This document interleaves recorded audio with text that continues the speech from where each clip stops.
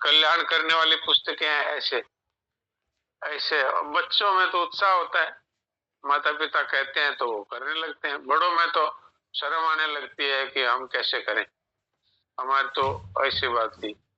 सेठ जी तो ये भी कहते थे कि कुछ नहीं है तो एक थैले में गीता प्रेस की पुस्तकें भर लो और फिर बस स्टैंड पे जाकर के लोगों को दो, बसों में दो, अस्पतालों में दो, स्कूलों में दो। तो ये बात क्या थी कि गीता प्रेस है, ये भगवान की प्रेस है, तो भगवान का काम करने वाले हो गए। तो कितना बड़ा इसका पद हो गया कि भगवान का काम करने वाला है।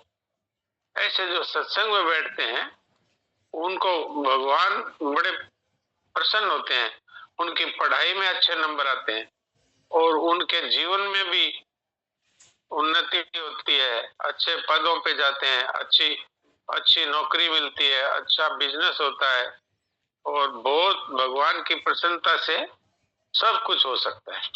तो इसलिए बच्चों को चाहिए कि ज्यादा नहीं तो भाई सप्ताह में एक दो बार आओ, बैठो और कहानी सुनो और थोड़ी बहुत सत्संग की बातों को हो सके तो लिखो, अपने कॉपी में लिख लो। देखो आज एक ये राघव भी बैठा है, एक वो राघव भी है। तो एक राघव तो ये ज्योति का है, एक राघव वहाँ हमारे वो जयेश भाई का पुत्र है। तो कितना अच्छा है। और आज तो वो जयेश भाई की बिटिया भी बैठी है, इसको तो मैंने पहली बार ही देखा है। तो मुझे बड़ी प्रसन्नता होती है, इसलिए मैं इनके लिए कुछ न कुछ बात कहता हूँ। तो अब हमने प्रांजल से सुनते हैं कल के सत्संग का सार। और किसी ने लिखा हो तो वो भी हाथ खड़ा कर सकता है, उनसे भी सुन लेंगे। बाद में लीला जी से बात करेंगे, ऐसा विचार है। होगा क्या सो तो भगवान जानते हैं।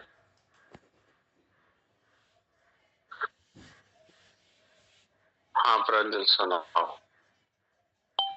नारायण नारायण। नारायण नारायण। बच्चों में अभी जो संस्कार डालोगे वो फिर जीवन भर उनके साथ रहते हैं। यदि कुसंग भी मिल जाए तो उस समय भी उनका वो बचाव करते हैं। बच्चों में सत्संग में लगाने से भगवान बहुत प्रसन्न होते हैं। साथ ही माता पिता का कर्तव्य भी है। जैसे जब कुम्हार जब बर्तन बनाता है तब उसमें जो रंग भर देता है वो पकने के बाद भी रहते हैं। तो यहाँ पे जो बच्चे हैं वो यहाँ पे कच्चे घड़े हैं। सत्संग का प्रभाव इतना है कि यदि अंत समय में भी यदि कोई सत्संग मिल जाए तो उद्धार हो सकता है। जीवन में यदि कोई दुख ना दिखे तो इसका मतलब सत्संग धारण हो गए। ना हम एक श्वास ज्यादा ले सकते हैं और ना ही एक कम, तो मौत से डरने की क्या जरूरत है। तो जो हो रहा है उसे भगवान का मंगल विधान ही मानो, क्योंकि जो रोग परिस्थितियां आती है वो भगवान ही आते हैं। काम वश कंजूसी, विमुढ़ा मूर्ख, अति दरिद्र, बदनाम, अति बूढ़ा, सदा रोग बस, क्रोधी, संत शास्त्रों का विरोध और शरीर का पोषण निंदक, पाप से भरा हुआ, इन सभी दोषों से हमें बचना चाहिए। नारायण नारायण नारायण नारायण। बहुत बढ़िया।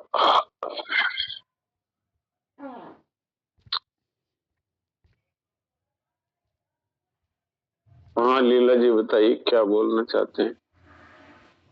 नारायण नारायण। नारायण नारायण। वो जी आज कहानी मैं सुना दूं? अच्छा बहुत बढ़िया, सुनाइए कहानी। वो मैंने अभी जो 2-3 दिन पहले सुनाई थी ना कि वो शिव पार्वती जी घूम रहे थे गंगा जी के घाट पे। वो ना मैं बताने भूल गई कि महाराज जी की सत्संग जो गीता बोन वाला ऐप है ना उसमें स्वामी जी ने वो कहानी कही थी। थोड़ा शब्दों का फेरबदल हो गया होगा, लेकिन मैं महाराज जी के लिए जो आती है ना सत्संग में वही सुनाती हूँ। तो आज 3 से 4 की जो सत्संग आती है ना महाराज जी की, तो स्वामी जी की, तो आज जो कहानी कही मैंने कहा आज शाम को अपन कहेंगे वो। सुनाइए सुनाइए। नारायण नारायण। वो एक सेठ होता है, तो वो ना ऐसे गंगा जी को और देवताओं को भगवान को सबको ऐसे किसी को नहीं मानता है, गाली देता रहता है। कि ये सब फालतू बातें हैं, ऐसे करता रहता है। तो फिर है ना समय पाके उसकी मृत्यु हो जाती है। तो वो सेठ ऐसा था, तो उसके मतलब जो संतानें थी, पुत्र पुत्रियां, उनमें भी कुछ अच्छे भाव नहीं थे। तो उस सेठ की मृत्यु हो जाती है, तो मृत्यु पे तो काफी लोग इकट्ठे होते हैं। तो इकट्ठे होते हैं, जब वो बोलते हैं इकट्ठे हुए हुए लोग कि भाई तुम्हारे पिताजी की श्रद्धा नहीं थी, लेकिन तुम्हारी भी नहीं है, फिर भी है ना इनकी अस्थियां तो आप गंगा जी घाल लो, लेके जाओ ही जाओ। तो बोले भाई हमसे नहीं जाया जाएगा, हमारे यहाँ से बस जाती है, हम बस स्टेशन पे जो गंगा जी जा रहा है उनको दे देंगे कि भाई गंगा जी में डाल देना। बोले चलो नहीं से तो यही अच्छा है, लेकिन तुम लेके तो जाओ। बोले उनकी श्रद्धा नहीं थी कि नहीं फिर भी लेके जाना पड़ेगा, जो इकट्ठे होते हैं वो लोग ऐसे करके उनको उकसाते हैं। तो वो कहते हैं ठीक है भाई, आप कहते हो तो हम मान लेते हैं। तो वो क्या करते हैं, एक लोटे में डाल के उसकी अस्थियां और एकदम कष्टा ढक्कन लगा देते हैं उसपे, ढक्कन लगा के और बस पे दिला देते हैं कि भाई आप गंगा जी जा रहे हो? कि हाँ हम सीधे गंगा जी जा रहे हैं और कहीं नहीं जाएंगे। तो बोले ये एक छोटा सा काम हमारा भी कर दो। बोले क्या? बोले ये लोटा है ना वहाँ गंगा जी में आप डाल देना। बोले हाँ इतना सा काम है हम लोग कर देंगे। तो वो लेके चले जाते हैं, तो वो वहां डाल देते हैं लोटे को। फिर कभी कुछ मतलब कुछ समय पाके और उसी गांव के कोई लोग और दूसरे ही जाते हैं गंगा जी में स्नान करने के लिए। तो उन्हीं लोगों को वो लोटा मिलता है गंगा जी के अंदर।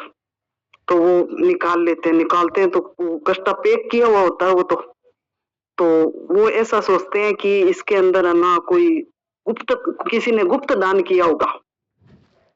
तो गुप्त दान करते हैं मतलब पता नहीं चले, तो ऐसा पैक करके किसी ने गुप्त दान किया है, तो इसके अंदर हो सकता है कोई सरपिया में निकले, कोई रकम निकले, बड़ी जेवरात निकले, गुप्त दान है इसके अंदर, ऐसा सोच के वो लेके जाते हैं। जहाँ रुके हुए होते हैं वहां लेके जाते हैं। तो वहां लेके जाते हैं तो सोचे भाई और लोग अपन तो संग में आए हैं, खोल लेंगे, कोई देख लेगा तो देखते ही कहेगा चलो आधी पांति करो, अपन साथ में आए हैं तो यहाँ तो इसको खोलना नहीं है। तो वो क्या करता है कि दिमाग लगाता है कहाँ जाके खोले। तो वो गटर में जाता है, तो सोचता है यहाँ कोई नहीं आ पाएगा, मैं इसको यहाँ खोल के देख लेता हूँ ताकि किसी को नजर भी नहीं पड़ेगी, किसी की पांति भी नहीं होगी। वहां जाके उस लोटे को खोलता है तो पहले सर के हाथ लगा लेता है कि इतनी क्या सोचा था, क्या हड्डियां है इसमें। तो वो उन हड्डियों को गटर में डाल देता है और लोटे को मांझ मुंझा के घर लेके आ जाता है। तो उस लोटे में नाम लिखा हुआ होता है उन लोगों का जिनके जिस सेठ के घर से हो गया था। तो कभी वो लोटा उनके वापस हाथ लगता है तो बोले ये लोटा आपके पास कहाँ से आया? बोले भाई मेरे को तो गंगा जी में मिला था, अभी मैं गया था पिछले दिनों, तो मेरे को तो गंगा जी मिला था। तो बोले इसके अंदर तो हमने अस्थियां भेज दी थी पिताजी की, वो कहाँ? भाई मेरे को क्या पता तेरे पिताजी की अस्थियां, मैंने सोचा गुप्त दान का है तो चुप के खोलेंगे। तो मैंने तो गटर में बैठ के इसको खोला, तो बोले अस्थियां, तो मैंने तो गटर में डाल दी।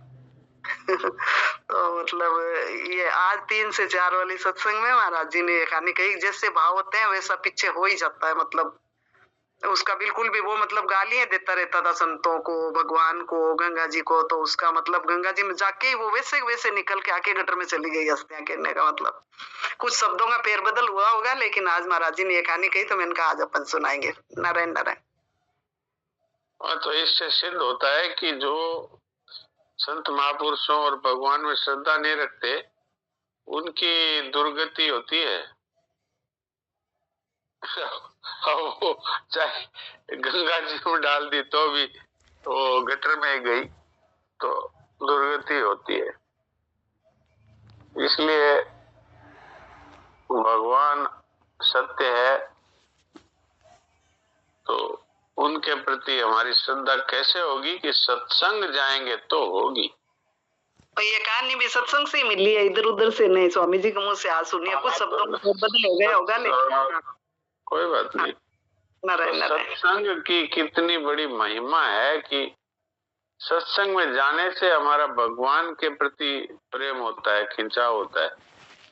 और सत्संग में नहीं जाए तो पशुओं की तरह ही है बस, और पशुओं से भी गए गुजरे हो गए। क्यों कि पशु तो कम से कम परमात्मा में अश्रद्धा तो नहीं करते, हम तो परमात्मा में अश्रद्धा करते हैं, परमात्मा को गालियां देते हैं, परमात्मा को उनका अस्तित्व है उस पे प्रश्न चिन्ह लगाते हैं। तो इसलिए सत्संग बहुत आवश्यक है हम लोगों के लिए। तो ये कहानी ये बात बताती है। तो सत्संग नहीं करते और भगवान को नहीं मानते, भगवान का विरोध करते हैं, उनकी दुर्गति होती है। कितनी कोशिश कर लो तो भी दुर्गति हुई ना। अब वो तो दूसरे की हड्डियां तो गंगा जी में पड़ती है, उनकी हड्डियां तो फिर भी गटर में पाखाने में गई। तो ये सत्संग का प्रभाव बहुत विचित्र होता है। तो अब किसी का कोई प्रश्न है तो कर सकते हैं, नहीं तो फिर हम लोग देवकी जी से बात करते हैं।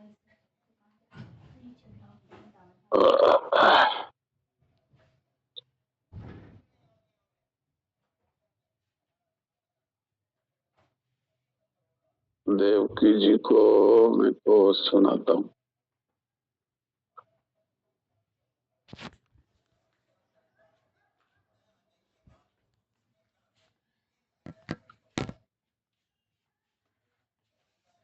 हाँ देवकी जी कुछ सुनाइए। अभी और किसी का कोई प्रश्न है क्या? अभी भी सुनील दास जी का है। अच्छा एक बार देवकी जी सुनील दास जी से बात करते हैं, क्या बोल रहे हैं। नीलम भी है। अच्छा चलो सुनील दास जी बोलिए। महाराज जी राम राम। राम राम। महाराज जी श्रद्धा के बारे में भी चर्चा हुई ना महाराज जी। श्रद्धा जो है हम लोग का स्थिर नहीं हो पा रहा है, श्रद्धा बहुत भटक रहा है, मतलब विचलन बहुत हो रहा है। तो श्रद्धा को स्थिर कैसे करें? अच्छा श्रद्धा कहाँ जा रही है? श्रद्धा जब मतलब प्रतिकूलता आते ही श्रद्धा भाग जाती है। फिर किस में श्रद्धा हो जाती है? श्रद्धा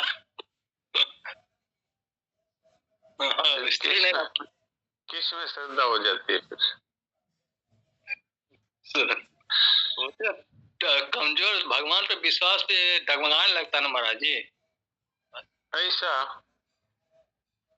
तो कोई श्रद्धा का कोई दूसरा कोई पात्र दिखता है क्या कहीं पर? पात्र तो कहीं है नहीं महाराज जी, पात्र तो सब ब्रह्म ही है।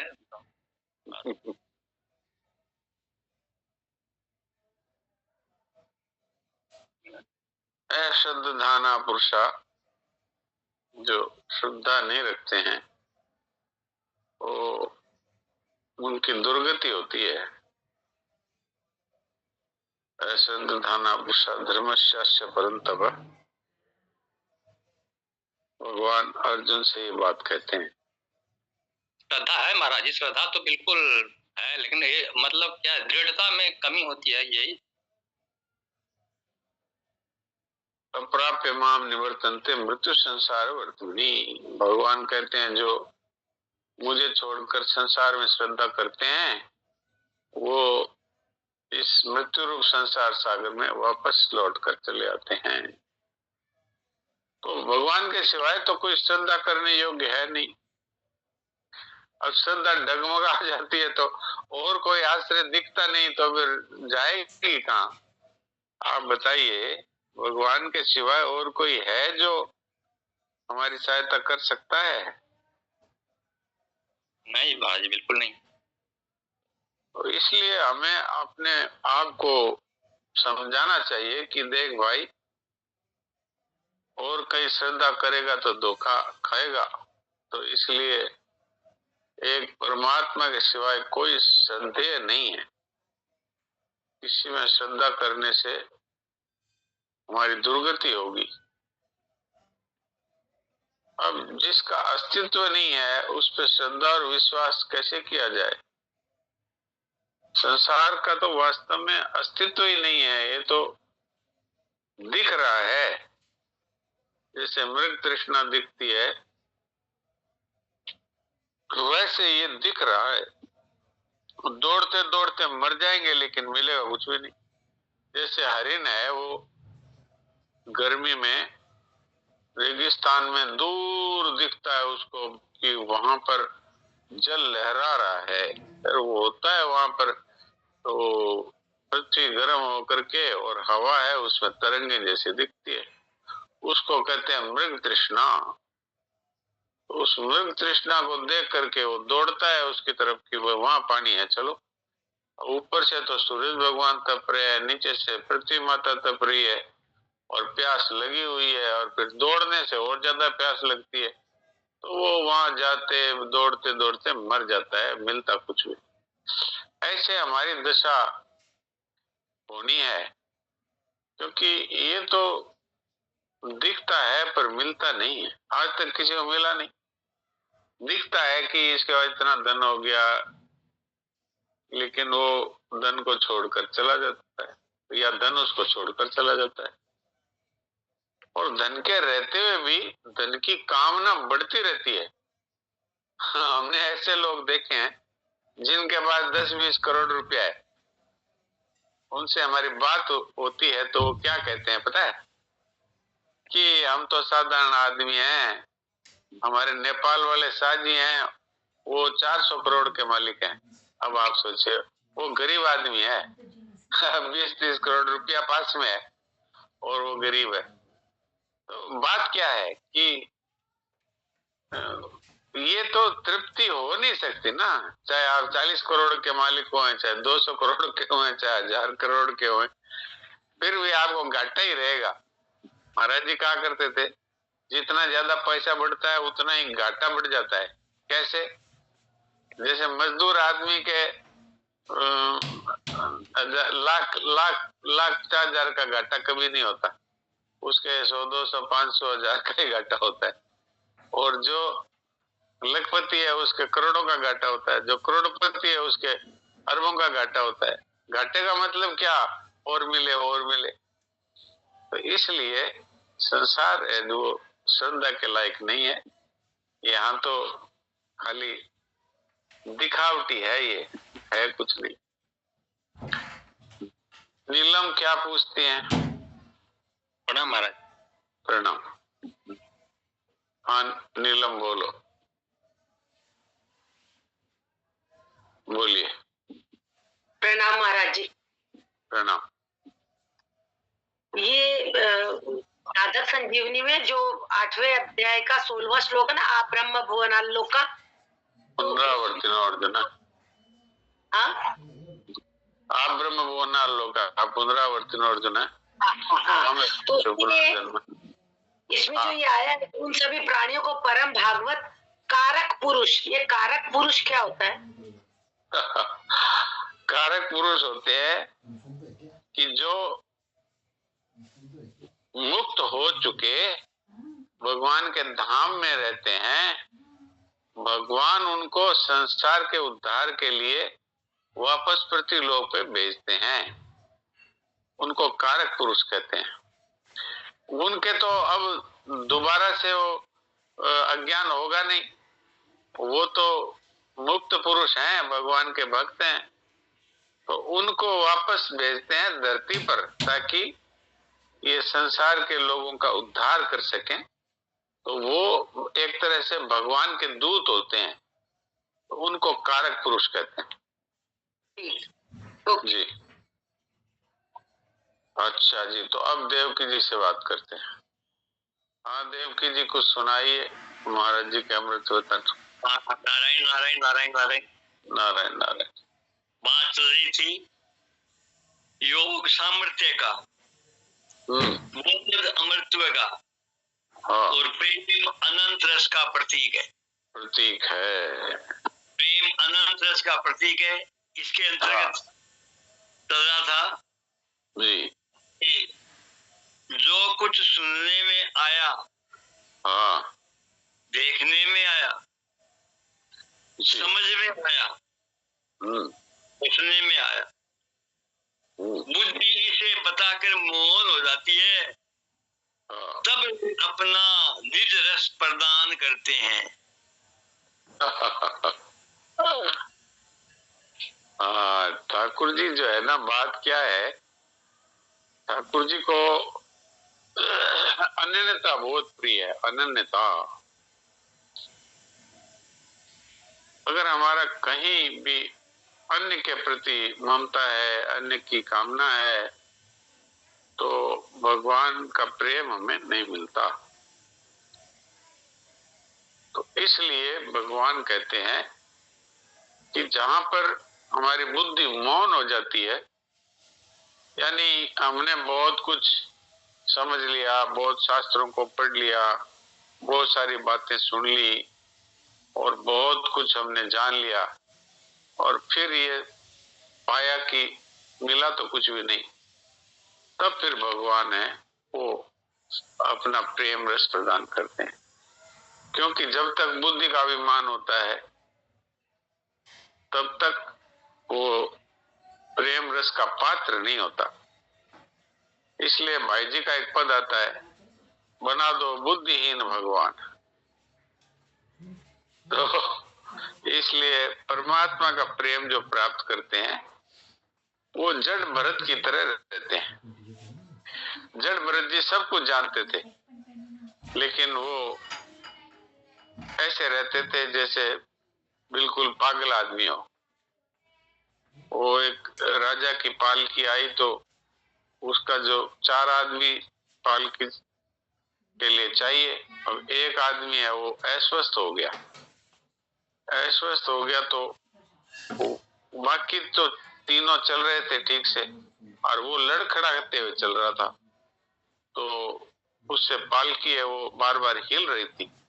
तो राजा ने क्रोध में आकर कहा कि ये पालकी हिल क्यों रही है? तो उनने कारों ने कहा, महाराज ये एक है, ये बीमार हो गया है। तो बोले दूसरा ढूंढ के लाओ। तो पालकी नीचे रखी और वो लोग ढूंढने लगे।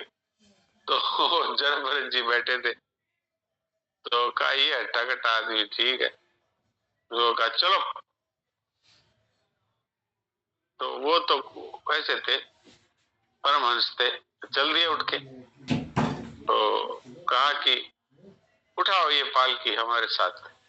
तो पालकी उठा के चलने लगे। तो वो थोड़ी देर बाद राजा ने फिर कहा, अब क्यों पालकी हिल रही है बार बार? तो कहा, महाराज ये जो नया कहार आया है ये टेढ़ा मेढ़ा चल रहा है। तो अब वो जड़ भरत जी है वो चींटी को बचा बचा के चलते हैं, नीचे देख के कहीं चींटी है, कोई जंतु है दिखे तो उसको बचाएं तो टेढ़े हो जाएं, कभी सीधे हो जाएं, कभी इधर चले कभी उधर चले। तो ऐसे बुद्धिहीन होकर रहते हैं जो भगवान के प्रेमी भक्त होते हैं। तो वहां पर प्रेम का रस जो है परमात्मा प्रदान करते हैं। दूसरे शब्दों में कहें तो शरीर, मन, बुद्धि, इंद्रियां, जितना भी स्थूल सूक्ष्म कारण शरीर से जिनका ममत्व सदा के लिए छूट जाता है, कुछ भी मेरा नहीं है, मेरे तो गिरधर गोपाल दूसरों न कोई, तब वहां पर भगवान प्रकट होते हैं। मीराबाई के साथ में भगवान ने इस तरह धाम पर भी अनेक लीलाएं करी है। वो बैठे बैठे ध्यानस्थ हो जाती थी और फिर उस ध्यान अवस्था में और वो चली जाती थी भगवान के दिव्य लोक में, और वहां पर भगवान के साथ और सखियों के साथ और राधा जी के